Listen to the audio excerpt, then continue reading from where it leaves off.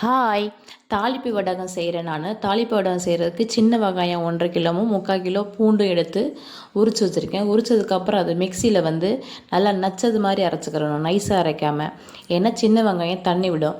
அதை நம்ம என்ன பண்ணோம், உப்பு மஞ்சத்தூளும் போட்டு தட்டில் உதிரி உதிரியாக போட்டு நம்ம காய வைக்கணும். தண்ணியாக இருக்கிறது அந்த தண்ணி ட்ரை ஆனதுக்கப்புறம் மறுநாள் கடுகு, உளுந்தம்பருப்பு, கடலப்பருப்பு, சீரகம், பெருங்காயம், விளக்கெண்ணெய் இதெல்லாம் சேர்த்து உருண்டை பிடிச்சி வெயிலில் காய வைக்கணும். மறுநாள் என்ன பண்ணணும்னா, அதே உருண்டையை நம்ம கையில் விளக்கெண்ணெய் தடவி அதே உருண்டையை மறுபடியும் ஷேப் பண்ணி மறுபடியும் வெயிலில் காய வைக்கணும். இது மாதிரி ஒரு வாரம் நல்லா காஞ்சதுக்கப்புறம் நம்ம ஒரு வருஷத்துக்கு கூட நம்ம யூஸ் பண்ணிக்கலாம். இது கறி குழம்பு தவிர மீதி மீன் குழம்பு, காரக்குழம்பு, மற்ற குழம்புக்கெலாம் யூஸ் பண்ணிக்கலாம். குழம்பு நல்லா டேஸ்ட்டாக இருக்கும்.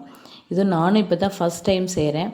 எப்படி இருக்குன்னு நான் நெக்ஸ்ட் வீடியோவில் சொல்கிறேன். செய்யும் போது நான் நெக்ஸ்ட் வீடியோ காட்டுறேன். Thank you.